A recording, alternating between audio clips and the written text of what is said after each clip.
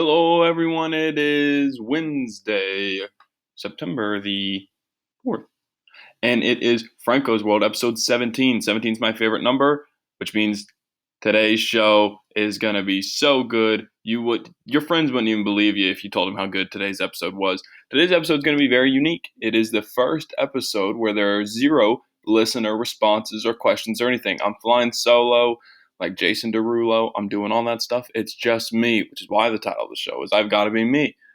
Also one of my favorite Tony Bennett songs. I'm excited about today's episode. It's going to be fantastic. I say that every week, but I genuinely mean it this week because we might get into some serious bits here. We might get to, I might be able to find some content out of this episode.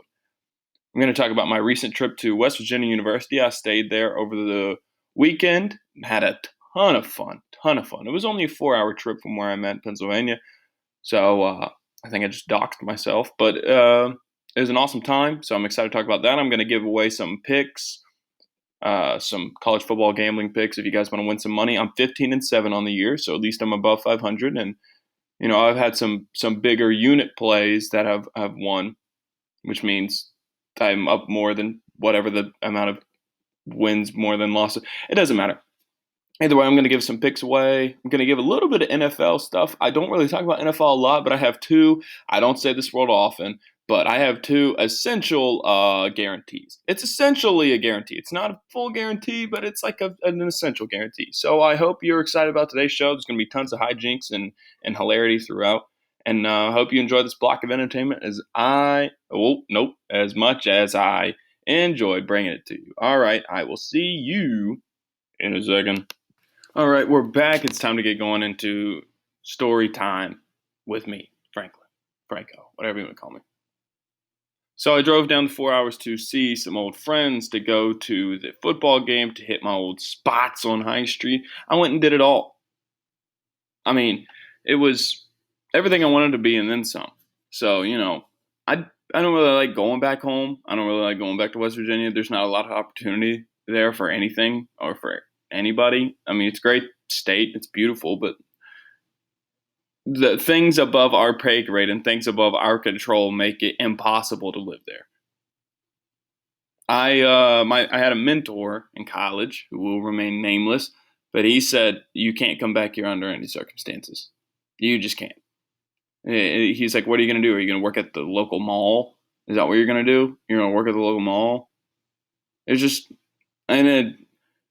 there's no offense to anybody that works at the local mall, but for things that I do and for things that I want to do, there's just not a lot of opportunity for me there. And I totally understand that. It's sad. I don't want to get into the whole thing as to why West Virginia isn't a great state, but, I think we all, with functioning brains, know why it's not. Other than that, aside from that, I had a fun time. So my best friend and his wife, they came in. I had some other friends come in from some other cities. It was kind of funny how it all worked out. I got hooked up with a ticket from a very good friend of mine in the athletics. So shout out to that guy. It's a very, very kind gesture. It's first class, if you will. I hit my old spots, and here's the thing. It's like college kids now scare me. I used to think that I was the invincible college kid and I could just go do whatever and have fun and not really have to worry about repercussions. Now I worry about all that stuff, and I go there and I see those kids, those 19, 20-year-olds, and they terrify me. Also, everyone on the football team looked like a 30-year-old man. I'm 23. I look like I should probably be like 17. I can barely grow any facial hair. I think it might be a Native American issue. At least that's what I've been told. It could be a wives' tale, though.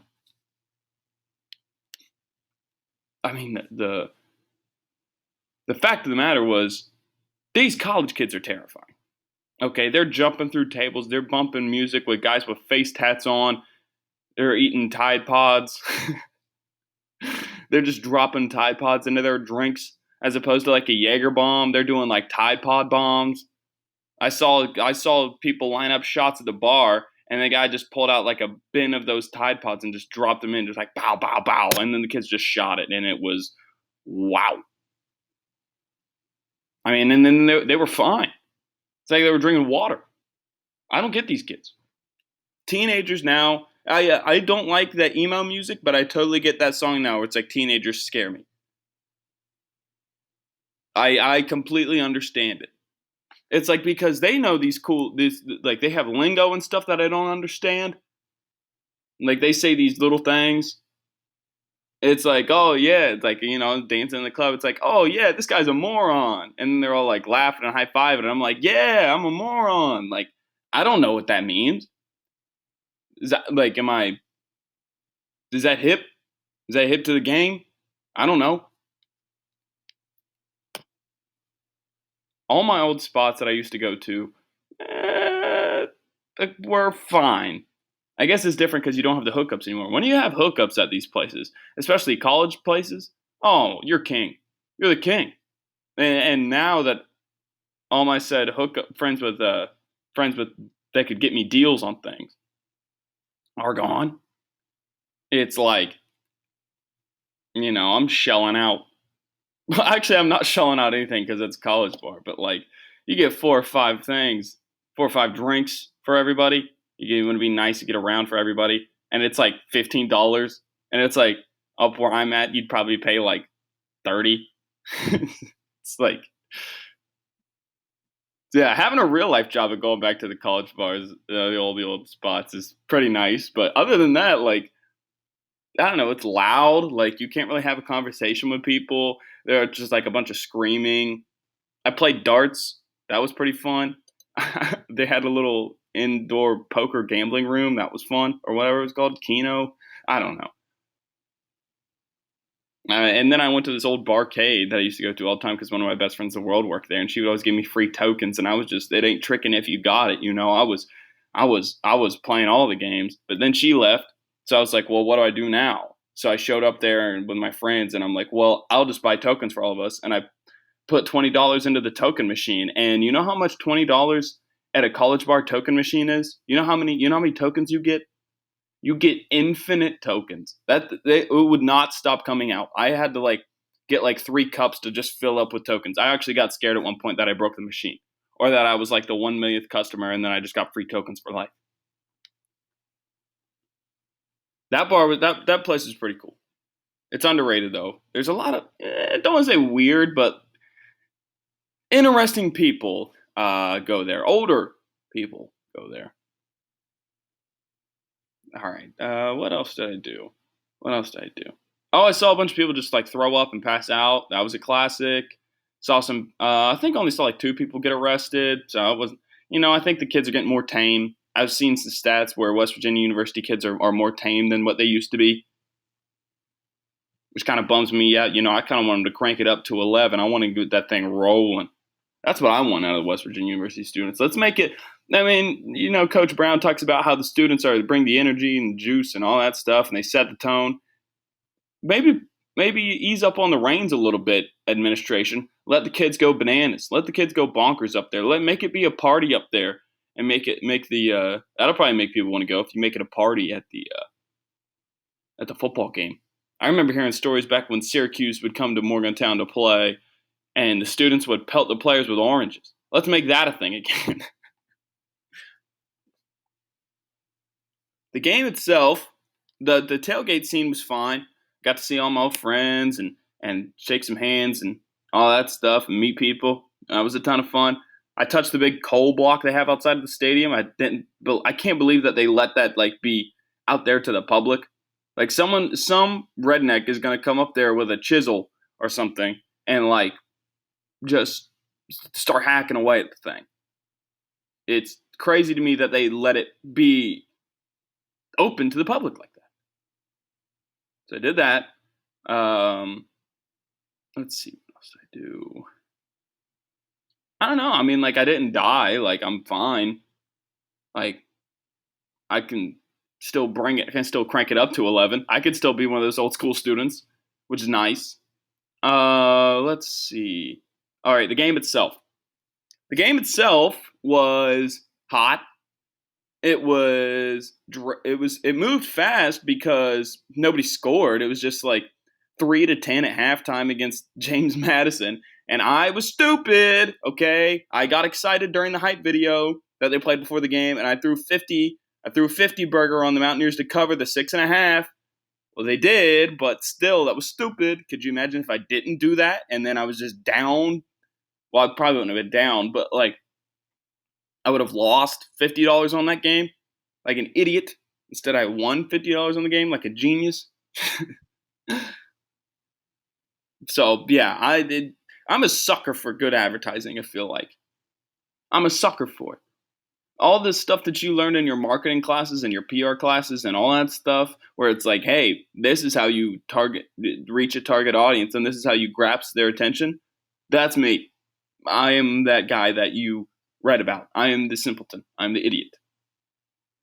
I get easily convinced. But I mean, it was a fun time. I'd probably go back again sometime. I don't know. It'd have to be later. I don't want to go immediately back this year. But honestly, it was everything I wanted to be. My parents came up. We had a nice steak dinner.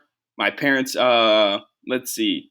My mom says I'm still not being funny enough, which I'm gonna have to learn to cope with. But I'm not gonna force the funny in this. This is just me talking out loud. This is my out loud journal, and I gain stuff from this. This is not me on stage talking. Yeah, my dad does this thing where every day it seems like he's driving to work or something and he hears a song he likes and he just takes a picture of the screen of his like car console and like sends it to me. Like every day he does this. And I mean they're good songs, don't get me wrong, and he just wants some sort of conversation, but like what am I supposed to say to that? Like I was like, "Oh, that's a good one. Classic. Good one, man. Classic. Oh man, that's awesome, man. Great song, bro." I mean, and yeah, I call my dad bro. We call each other bro. That's how we talk. But it's just, I mean, it's really sweet. Don't get me wrong. It's really sweet. I'll leave it at that. Morgantown was fun. If you haven't been to a West Virginia football game and you're a college football fan or just a fan of fun nightlife, I'd check it out. It's pretty good.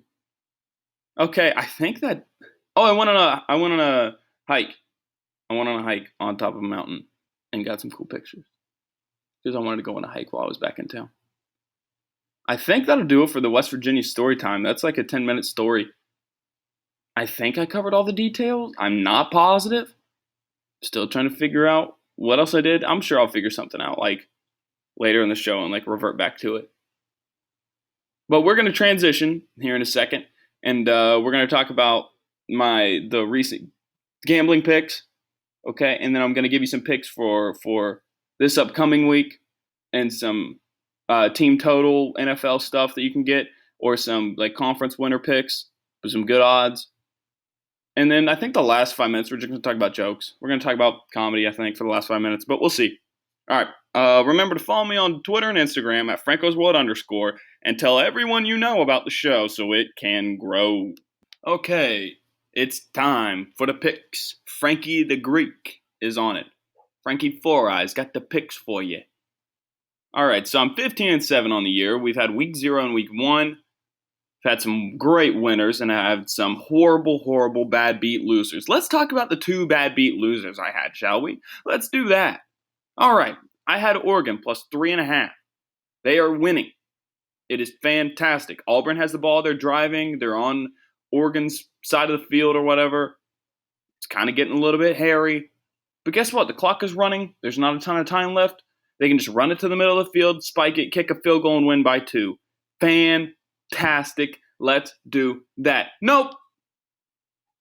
We're going to air it out to the end zone while the clock is running, and then the Oregon defender is just going to get beat over top. Bad beat city. I lost within a minute. Oh, my gosh. Oh, and then my idiot friend who puts $10 on the game and is screaming up and down like he just won the Super Bowl. Until you bet money you don't have, you're not gambling. Oh, I can't get over it. What a Duh. And you know what? The gambling gods are mad at him because he celebrated the way that he did in my face, made fun of me for losing. There's enough room at the table for everyone. We can all win. We can all eat. You shouldn't cheer for someone to lose. You should want you to win, and you want everybody else to win. Okay? It's not like you're not facing me. You're not facing me. Yeah, we were on different sides, but it doesn't matter. Ugh. It's like, why wouldn't Auburn just run it to the middle of the field, clock it, spike the ball, and then kick the field goal? You still win. And you had to beat the spread like that. Jerks. I had Northwestern money line. Thank God I didn't have them 6.5 because that was another bad beat. I had money on all 3 bad beats this week. And then the final one. I didn't even watch the game. It was Sunday night. I was hanging out with another person. We were watching a movie, and there's a minute and a half left, and Oklahoma is running the ball. They didn't need to score at all. They're up by a billion. Okay, it's like 42-31. I have under 79.5. And they break it. 24-yard touchdown, Oklahoma for no reason with 1 minute left. Lincoln Riley, you moron! I hate them. I hate Oklahoma now. Oklahoma's on the cross-off list. They're dead to me. West Virginia doesn't really have a rival. I want them to be a rival with Oklahoma now for that reason. Oh, under 79.5, and they're going to run it in on old Houston. Houston also on the cross-off list after that one guy they have coaching him, I forgot his name, was talking about West Virginia. I don't remember what he said. Oh, yeah, it was the fact that he didn't say West Virginia's name. It's kind of a cowardice act, but I mean, I'm not going to act like I have more of a spine or more of a sense of pride or more morality than I forgot his name, the guy coaching Houston. I forgot his name, but I'm not going to act like I'm a little bit better person than he is, but I don't know. And I'm leaving that up for you guys to decide. And he can't stop a nosebleed on defense, it looks like. That stinks. Oh, well. Tough break, bud. Just play. Just tackle him, man. Wrap up. Yeah, so I was on all 3 sides of the bad beats. The Northwestern didn't hurt because I had a money line and they just got beat. But guess what? This week is a new week, and I have some new picks that I'm excited to give you. And I make picks that I don't give out because, well, I take them after the show comes out. The show's coming out on Wednesday. I'm going to see some line movement and some other stuff I like to get on, or maybe live bet some things that I can't really, say. So, yeah. Let's see. The first one I'm excited about is Syracuse plus 3.5 at Maryland. I don't know why Syracuse is getting points in this. They're getting 3.5. I bought a 0.5 point because I wanted to buy the hook. I wanted to buy that in case they lost by a field goal. I wanted to be able to save from that, so I had to pay a little bit extra for that, but it doesn't really matter. I'm not a big point buyer, but I did it anyway. It was a hook. It was a 0.5 point. And, that game last week with Hugh Freeze and the hospital bed looking like he was Darth. Which Star Wars character had the Emperor Palpatine? Yeah, he looked like that with the white face just out there in the hospital bed coaching the game. The picture of him, the video of him waving, oh my gosh, after the end of the game, it's like the coach's handshake, but he's in the hospital bed coaching the game. And it's the most college football thing ever. The fact that he coached a football game in a hospital bed in the press box. That is banana land to me. Hugh Freeze, wow. So there's your first pick for you. I forgot the line to the game. Oh, yeah, it's 20. Illinois minus 20 against UConn. UConn is horrific. Illinois beat the brakes off of Akron last week, 45-3. And most teams, it's cliche to say, but it's true, will have most improvement from week 1 to week 2. Looking at Missouri because they might work West Virginia this week. Tennessee, what a woeful program. What a woeful program, Tennessee. They think they're like a big boy. Tennessee thinks they're like a big boy. Little pipsqueak team. Little mouse, little church mouse. That's Tennessee. Enjoy your field goals. Yeah, it's UConn is the worst to ever lace them up. I have the team total under on them on the season, under 2.5. That already looks good. I mean, that looks fantastic already. Even though they won a game, it doesn't matter though. There was like 3 guys that put $50,000 bets on Illinois to cover the 16 last week against Akron, and they did handily. So they must know something we don't. So I'm going to continue that trend, and I'm going to go in on the Illini. Illini. Also, my roommate's from Illinois, so shout out to him. Lovie Smith's coaching the team, Grandpa Lovie. And then the third pick I'm going to give you, and this was my biggest pick of the week, Hawaii, -5.5 on the Big Island at home against Oregon State. Oregon State, so bad. Talked about them last week, and they came through for me. They got the brakes beat off of them by Oklahoma State. I was on the right side of that. Until they prove something to me, I'm just going to keep going against them. And everybody knows I already love Hawaii, especially in Hawaii. I love that. The Aloha Bowl, the stadium is rusting. It's falling apart. The locker rooms are half broken. It's fantastic. The press boxes are open air. They're just sitting there on lawn chairs in like the middle of the stadium calling plays in. It's hilarious. I love it. Good luck going to Hawaii. Good luck. Good luck, Beavers. You're not going to win. Cole McDonald's going to throw it all over the yard. Nick Rolovich and his cool Kangol hat or whatever he wears some sort of safari hat. I love it. JoJo Ward, Fred Hawley. Who's the other guy? Cedric Bird, the second. I know Hawaii football. I know Hawaii football. Take the Rainbow Warriors this week. And here's my 2 NFL picks I'm going to give you. Now, the odds might have changed on one of them, but here's what I got it at. I have the Jacksonville Jaguars winning the AFC South at +200. You probably could have gotten it better before Andrew Luck retired, and I'm sure it was much better, but now I got it at +200. So where did I get it at 400? 200. Yeah, it's 200. So double your money. Bet 50, win 100. There it is. That one looks fantastic. That defense is incredible. I believe in Nick Foles. He's probably a little bit better than Blake Bortles. And Leonard Fournette took some time off, and he's coming back with a vengeance this year. Leonard Fournette could have a mega year this year. I believe in the Jags to at least win the division. So I got a little action on that. And also my favorite team, the Miami Dolphins, the tanks have come rolling in, and it looks really unfortunate for them. And I feel bad for Josh Rosen.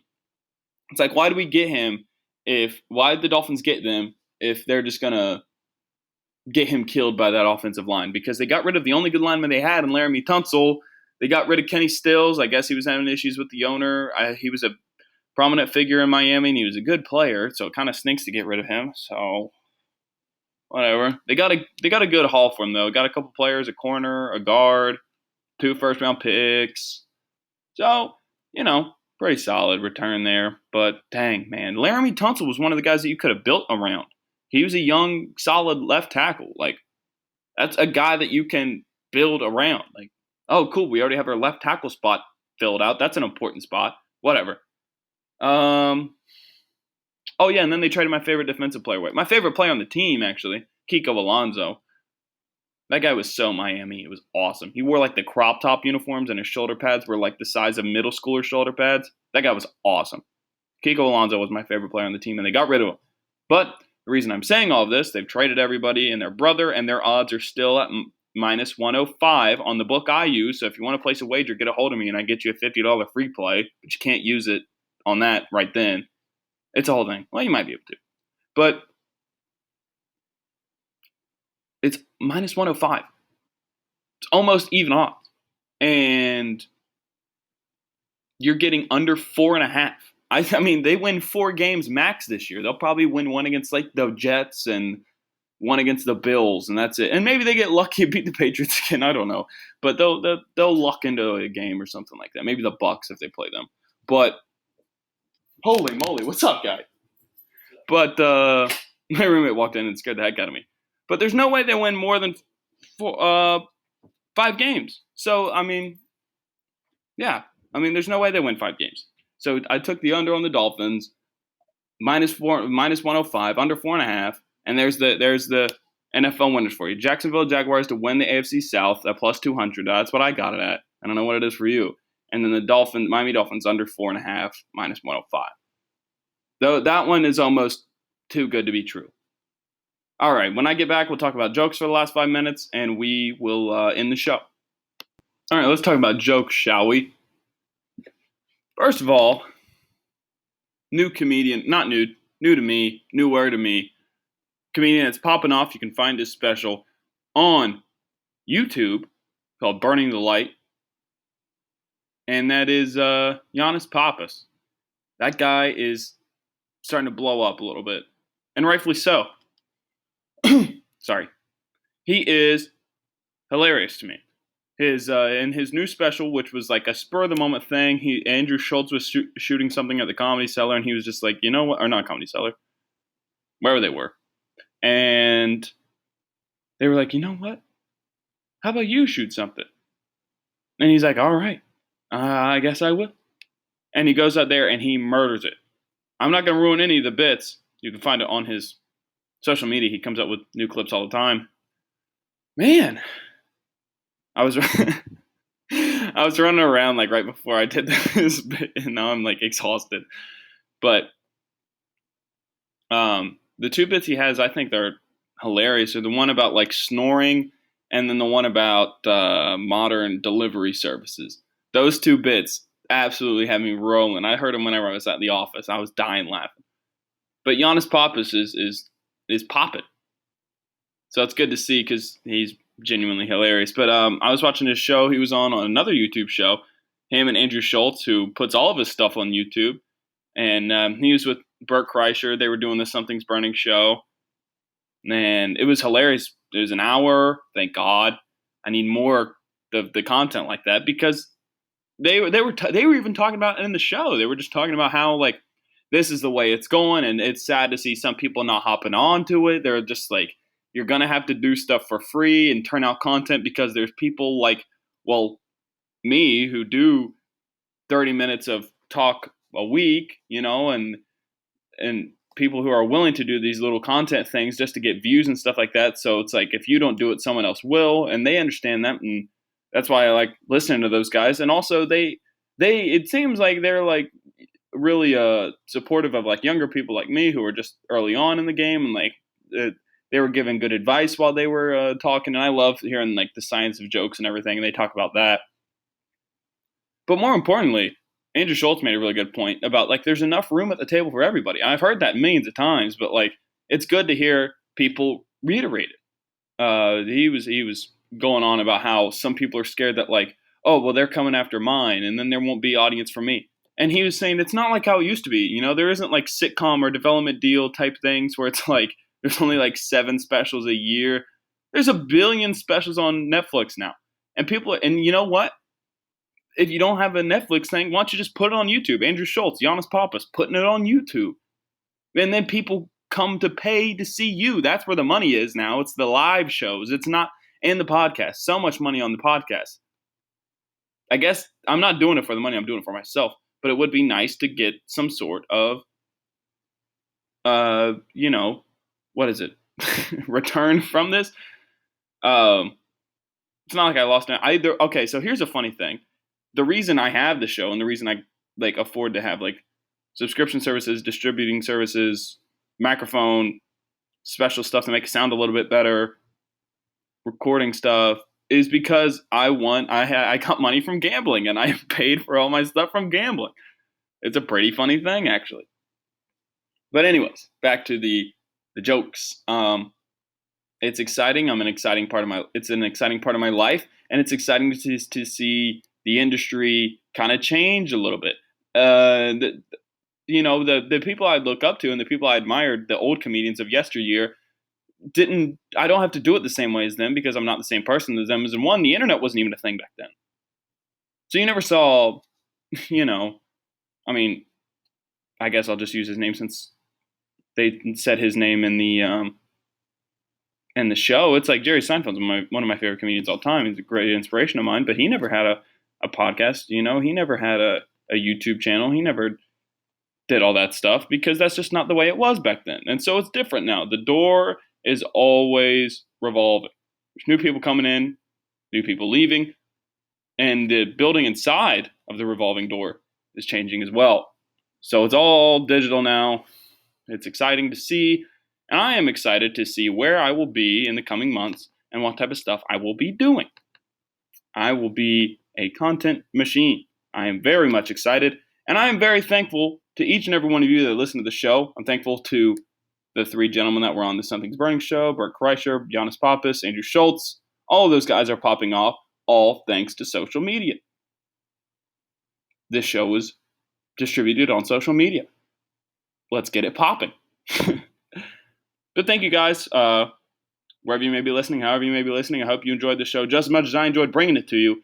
And remember to follow me on Instagram and Twitter at FrankosWood_. In the meantime, you just keep taking care of yourself and keep all those questions and comments coming, because I read all of them and they make me feel great. So thank you guys very much. I will see you when I see you, and I hope you have a great day.